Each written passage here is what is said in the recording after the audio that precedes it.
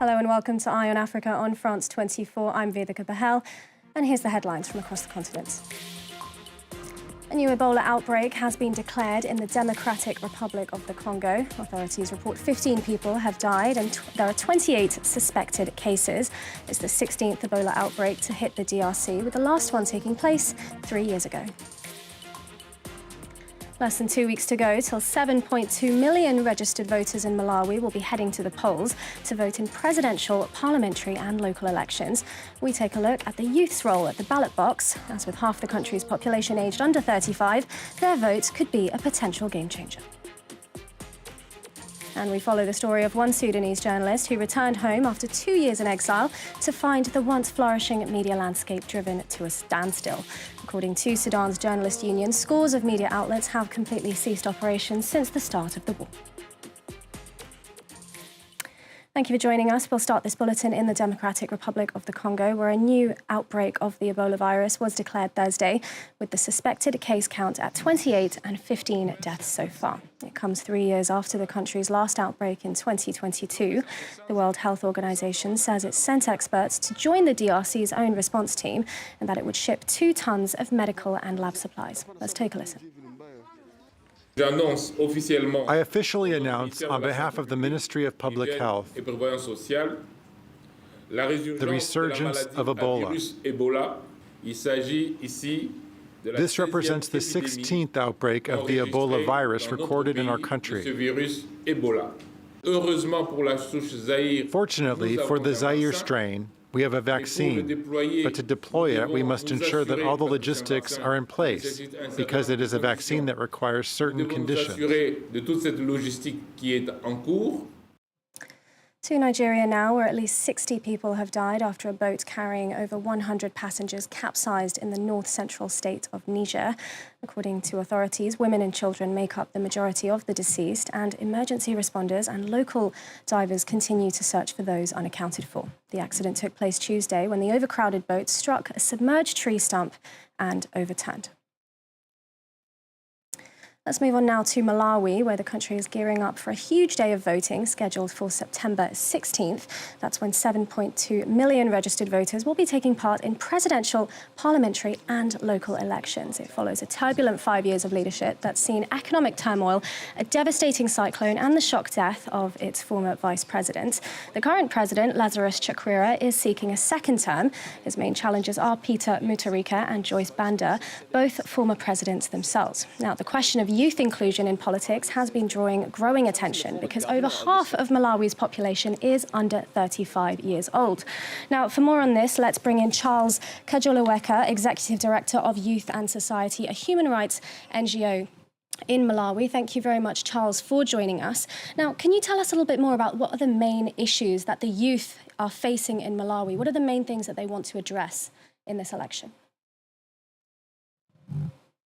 Thank you so much for having me. Just to agree that indeed the majority of the registered voters in this election, out of the 7.2 million, are young people, which basically suggests that this election is going to be decided by young people themselves. And what is driving more interest in this election among young people are the major economic issues facing the country at the moment. Number one major issue is unemployment among young people, which is, very, very high in the country. And again, there is very, slow responsiveness by authorities to address high levels of unemployment. Number two is the question of life opportunities that young people are looking for in the country. We have an administration that was elected on a ticket of transformation in 2020. And the hopes were very high that the administration was going to address the structural issues young people are facing, including unemployment, business opportunities, but as well as education opportunities. But those hopes really are increasingly, are fading away. There is growing really frustration among young people that probably the current administration has not lived up to its commitment. And therefore, this election, again, is that opportunity to revisit, those political commitments by political leaders. The third major issue concerning young people is the concern around high levels of corruption that have rocked this government, but also previous administrations. And there seems to be very limited commitment from political actors to address this major issue, which basically, and continues to undermine good governance. This is a concern among young people that corruption is stealing, away opportunities from them. It is stealing the future from them. And therefore, they're looking forward to an administration that would decisively deal with corruption that has locked, our country for a long time. The last part is again the frustration just that, political leaders have not lived up to their commitments.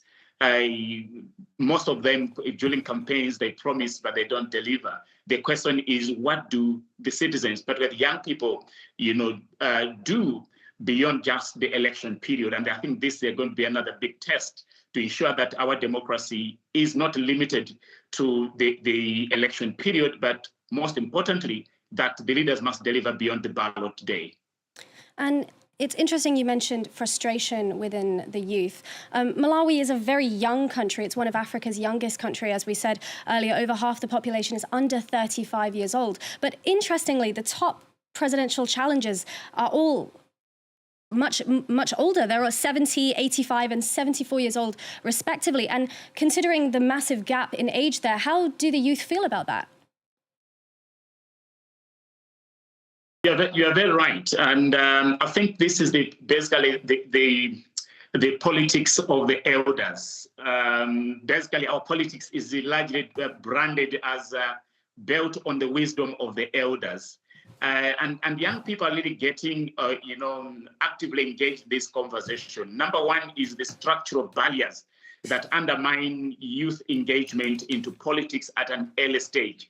So, for example, the entry age of the presidential race is at the age of 35, while the entry age for members of parliament is at 21. There is already a call that we need to reduce the presidential entry age from 35 to 21, so that we also have a lot of young people going into that competitive politics at an early stage.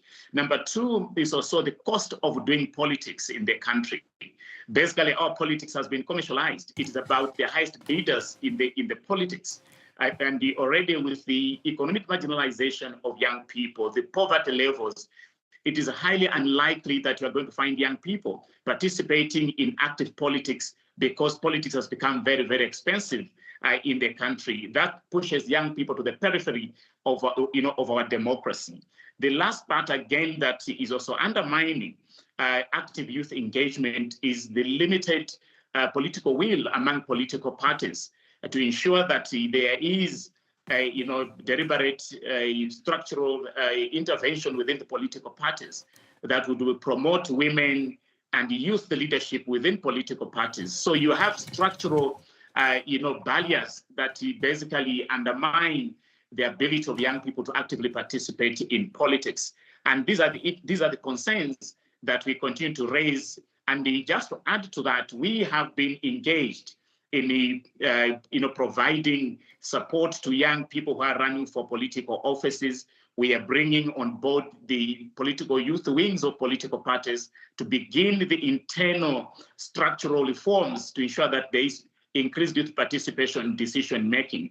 The last part is that this time around, we have also worked on a national youth manifesto, which is basically a youth agenda that has been developed by young people themselves. It is basically a package of aspirations of young people in Malawi that would want to see their leaders implement in the next 5 years. This is a social contract that they would like to track after the elections. The whole idea is that we must keep our politics engagements active even beyond just the election day.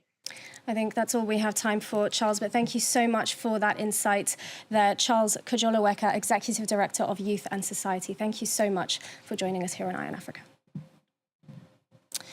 Next, after a period of relative press freedom, Sudan's media industry was brought to a complete standstill when civil war broke out in 2023. Today, journalists have begun to return, only to find that the country's once flourishing media landscape has been decimated by conflict. Here's one journalist's journey back home, brought to us by Laurent Berchtika. Returning home after 2 years in exile, Sudanese journalist Shamal El Noor peeks through the broken windows of her former local cafe. This place used to be like my office. When I worked as an independent journalist, I used to come here to write. It was a calm and peaceful place to work. After decades of state control, Sudanese media enjoyed a period of relative freedom following the ousting of dictator Omar al-Bashir in 2019. Dozens of independent outlets were created within months, but in 2023, the civil war brought the industry to a standstill. According to Sudan's Journalists Union, some 32 newspapers and around 40 television and radio channels have completely ceased operations since the start of the conflict. All print newspapers stopped operating after the first bullet was fired. Their headquarters were located in the center of Khartoum, which saw heavy fighting since the early hours of the war. Sudanese press institutions, especially print newspapers, stopped functioning completely. Over 1,000 Sudanese journalists like El Noor lost their jobs and were forced to flee abroad when the war broke out. Today, some have begun to return, but with most news outlets now controlled by the warring parties or under strict supervision, the independence of Sudanese media is hanging by a thread. After more than a month battling a deadly cholera outbreak, Chad is reinforcing its medical response with backing from humanitarian partners. The first batch of vaccines were personally delivered to the east by the health minister earlier this week. Eastern Chad is where the outbreak began, in the Wadai province on the border with Sudan. It's where many refugees are sheltered in camps that the United Nations says have poor access to drinking water, that likely exacerbated the rapid spread. Harold Gerard reports. A few dozen beds, a medical team working day and night. This is the cholera treatment center in Tregin village at the heart of the crisis. Here, patients are kept in strict isolation.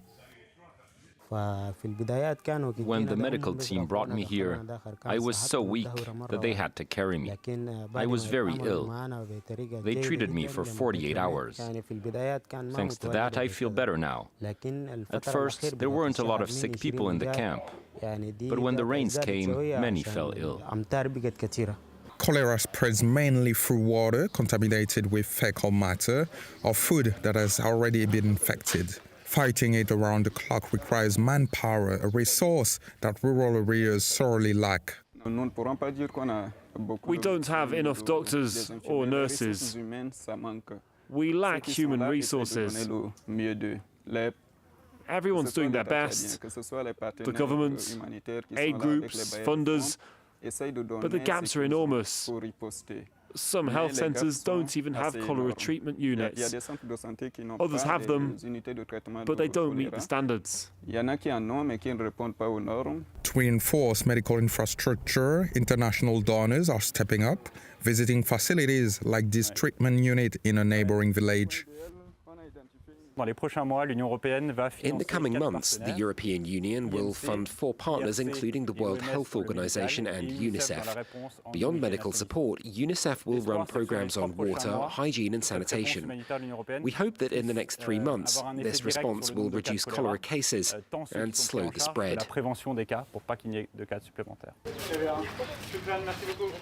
Since July, nearly 1,200 suspected cases have been recorded, far more than the country's last cholera outbreak in 2019, when fewer than 100 people were infected. And that concludes today's edition of Eye on Africa. Thank you for joining us. Stay tuned to France 24.